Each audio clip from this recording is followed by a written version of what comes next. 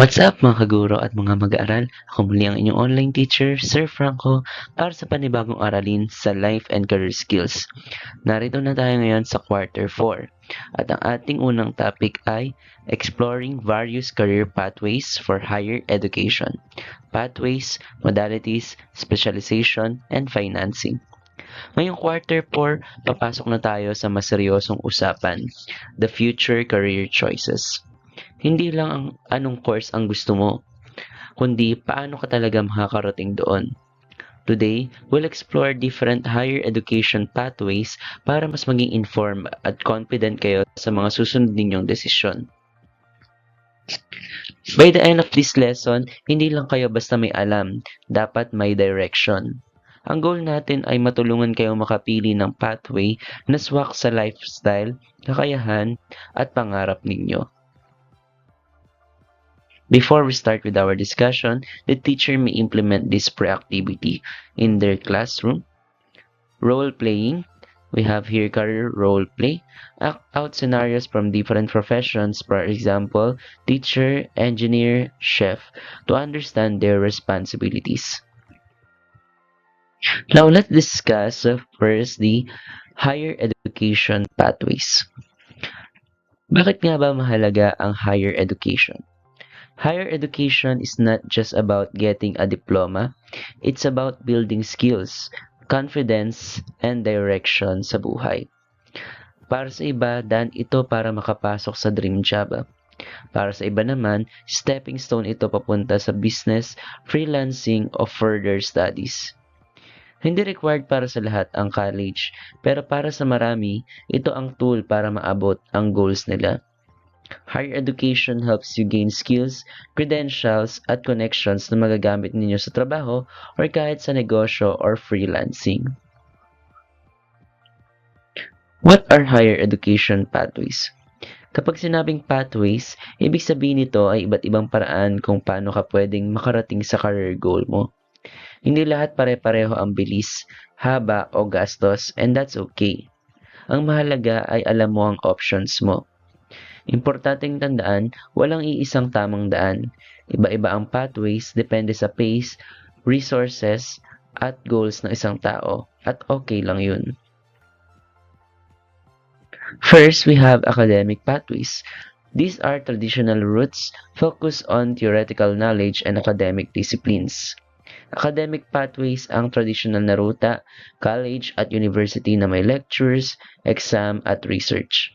Madalas itong pinipili ng mga gustong magturo, mag-law, mag-med o pumasok sa professions na kailangan ng lisensya. Ito yung traditional na naiisip natin kapag sinabing college, lectures, exams, research. Perfect ito sa mga gustong magturo, mag-research o pumasok sa profesyon na may licensure. We also have undergraduate degrees. Undergraduate degrees includes associate degree, for example, Associate of Arts or Associate of Science, usually 2 years, and a community or technical college. And we also have bachelor's degree, for example, Bachelor's of Accountancy, Bachelor of Education, usually 3 to 4 years at a university or college. Associate degrees are shorter, pang jumpstart, while bachelor's degree naman ang mas common requirement sa maraming trabaho ngayon.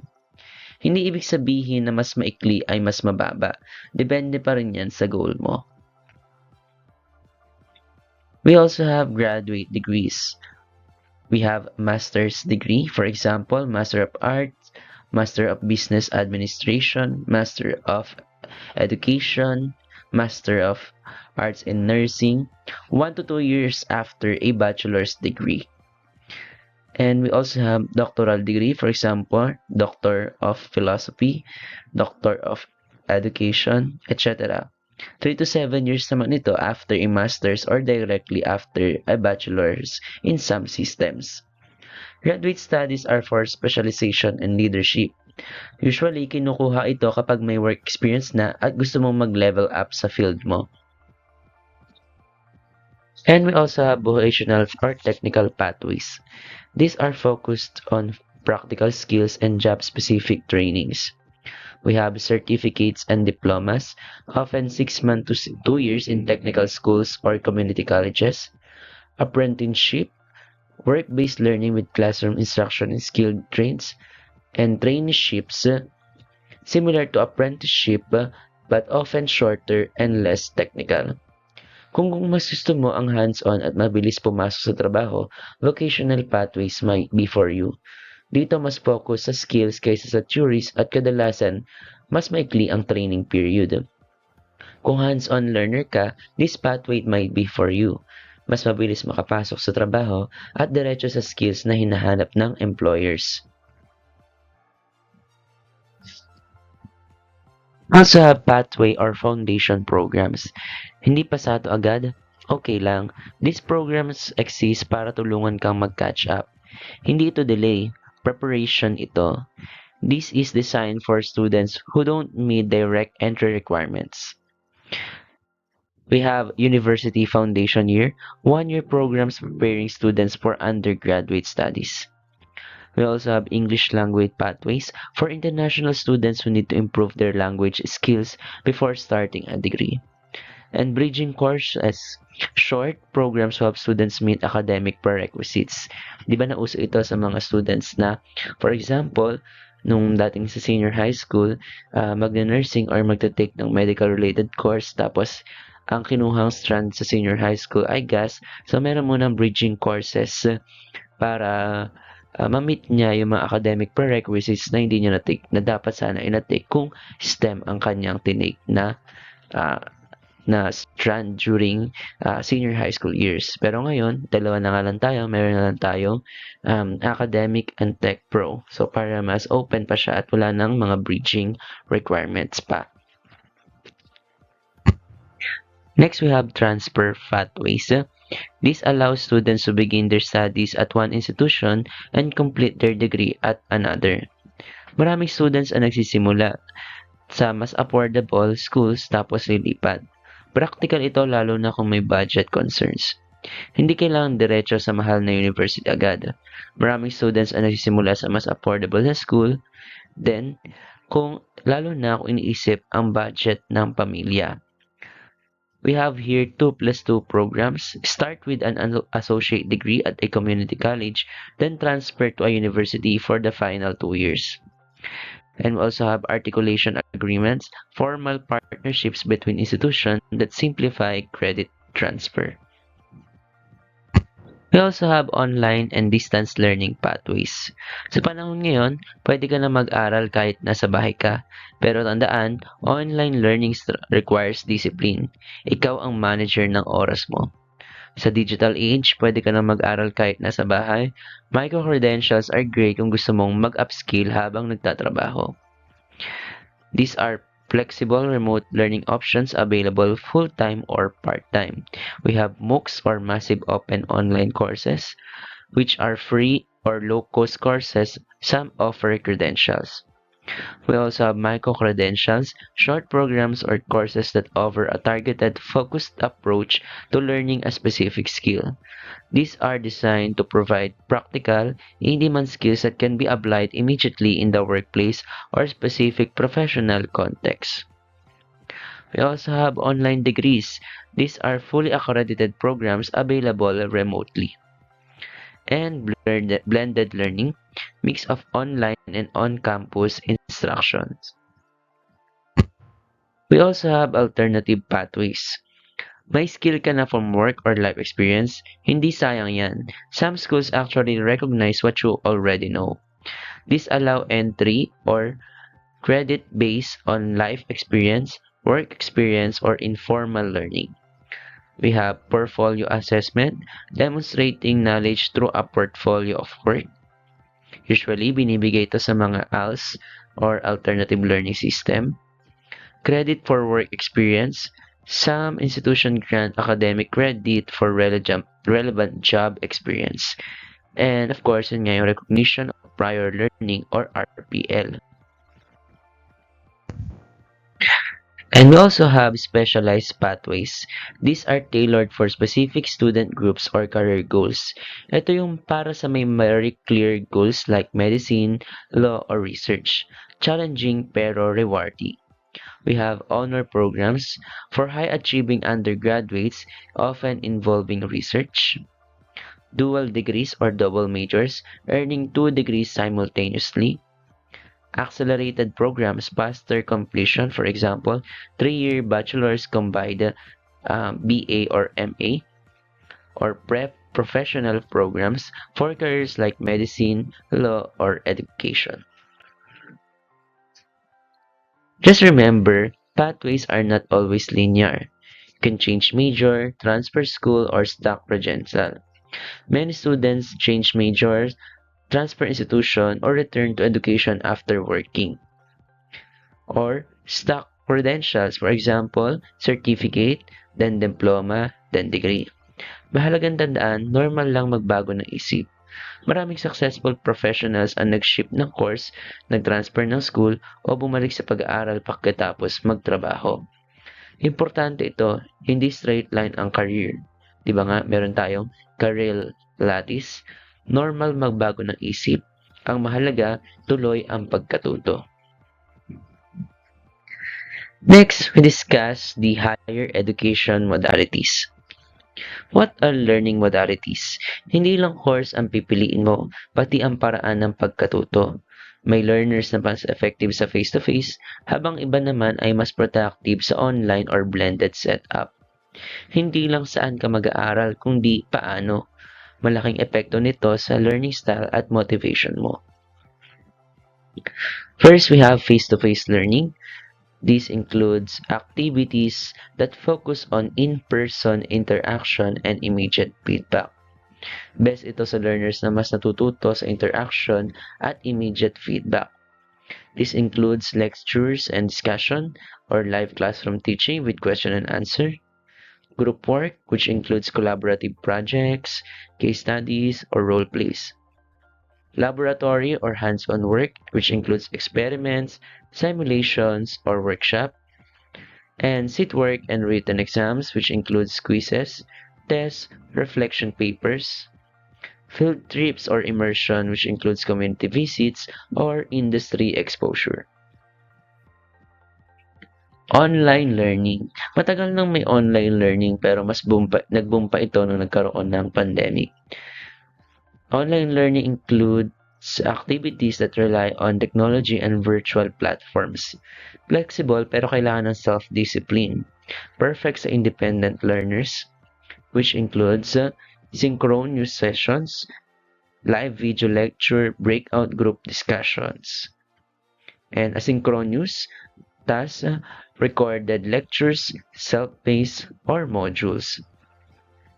We also have online discussion boards, which includes forums, blogs, and peer feedback. Digital assessments, which includes online quizzes, e-portfolios, and project submissions. And virtual labs and simulation, which includes software-based experiments and case scenarios. Ito rin, parang kailan lang naging uso yung term na blended learning. We also have here, the activities that combine the best of both worlds. Best of both worlds, ibig sabihin may flexibility pero may face-to-face support. Examples of these are flipped classrooms where students review content online then apply it in class. We also have online enhanced lectures, pre-class digital modules plus in-class problem solving.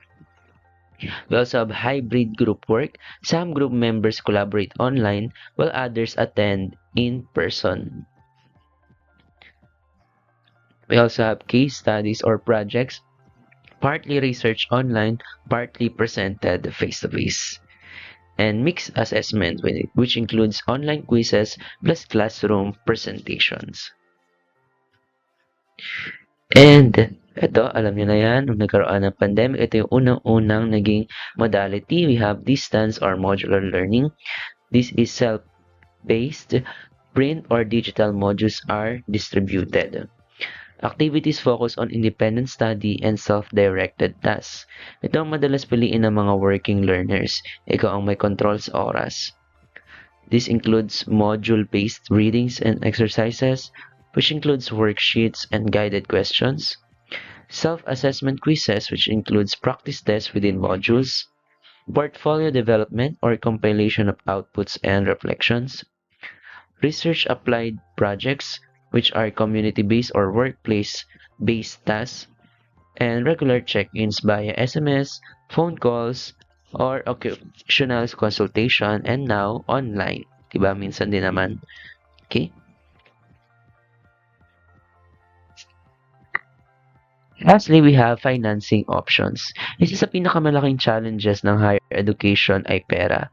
Kaya importante na alam ninyo kung anong options ang available. Scholarships, grants, loans, at work study. Why this matters? Education is an investment, kaya kailangan pag-isipan, hindi minamadali. Financing matters because of rising cost of tuition, books, and living expenses. We also consider the impact of financial decisions on long-term goals, importance of planning early, and major financing options. First, help to the students are the scholarships. Scholarships are merit-based financial aid that doesn't require repayment. We can get scholarships from schools, government, private organizations, for example, academic, athletic, artistic, and community service scholarships. Kung may talento o mataas na grades, grab this opportunity. We also have grants. These are need-based aid that also doesn't require repayment. For example, we have government, which includes the CHED, UNIFAS, and NGOs. Example of these are Tertiary Education Subsidy or TES, Student Financial Assistance Program, or STOPAFs. Okay? Let me share, nung ako ay college then, naging grantee rin ako ng STOPAPs ng CHED. And I'm still very grateful to our government agency, specifically ngayon CHED, which served as a big help nung ako ay nagka-college. Para sa mga nangangailangan ng tulong pinansyal, karapatan ninyo itong alamin. Ang scholarships at grants ay hindi utang, hindi ito binabayaran. Kaya kung eligible kayo, sayang kung hindi nyo susubukan. And ito, mga bago ngayon, mga student loans. Borrowed money that must be repaid with interest. We have government loans, for example, GSIS or SSS, private bank loans, and the consideration for this is interest rate, repayment terms, and grace periods. Helpful pero may responsibility. Dapat planado ang pagbabayad. Usually, yung mga parents nag-a-avail nito and also yung mga government employees, nabibigyan sila ng chance para ma-apply yung kanilang anak sa student loans. Work study program. This includes part-time jobs offered to students to help pay for education. The benefits include income plus experience. Examples of these are campus jobs. May mga student assistants na nag-a-assist sila sa mga school activities o kaya sa mga offices. And then, in return, they are given financial aid for their school fees. Internships with stipends also included in this program. Kung gusto mo makatulong sa gastusin habang nag-aaral, work study is a smart option. Double benefit, kumikita ka na, may experience ka pa. Also, personal and family support, of course. Ito naman talaga yung first and foremost na tutulong sa school financing. Using personal or family resources to fund education. So, it includes saving early, budgeting, and financial planning. Mahalaga ang usapan sa pamilya tungkol dito. Team effort kasi ang education. Now, that's end our discussion. Now, punta na tayo sa mga activities and assessment. Activity 1, My Learning My Way. So, answer the following question and write a reflection on the various modalities that you encountered throughout the pandemic. Activity 2, My College Game Plan, choosing my course and funding aid. So students will create a personal college plan that includes their chosen specialization or college course, a list of possible schools or institutions offering the course, estimated cost, two financing options, and a brief discussion or justification of their choices. So to make it more concrete, let me give you the steps that you can follow while doing this activity. Step 1, research and planning. So you will be given 15 to 20 minutes to do this. So each student will choose a college or course specialization that aligns with their interests and career goals. Then identify two colleges, universities, or TVET institutions that offer the course that you have selected. Research the estimated tuition and fees, including enrollment fees, books and materials, transportation, boarding, if applicable. Identify at least two financing options they can consider, such as government programs, for example, SHED scholarships, TES, Unifas, or Tulong Dunong. Private scholarships, part-time jobs, student loans, or family support or savings. Then step 2, output creation. You will be given again 15 to 20 minutes to finish this part. Students will present their research as a visual or written output.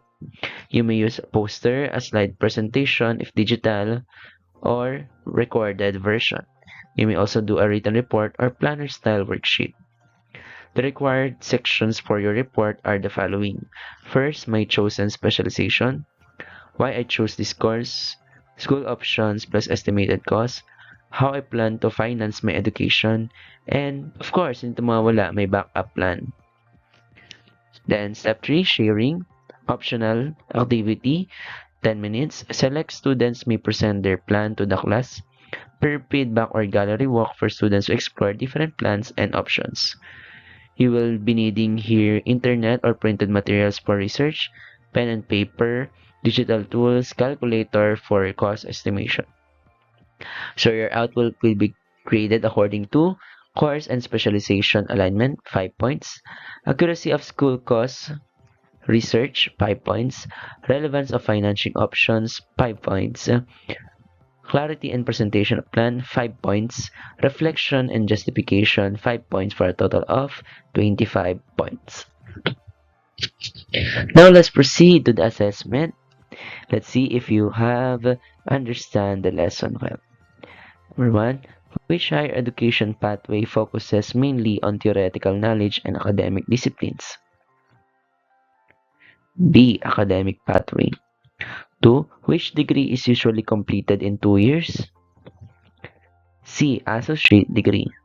3. What pathway is best for learners who prefer hands-on and job-ready skills? B. Vocational or technical pathway. 4. Which program helps students meet academic requirements before entering college? C. Foundation or bridging program. 5. A 2+2 program means that a student B. Starts a community college, then transfers to a university.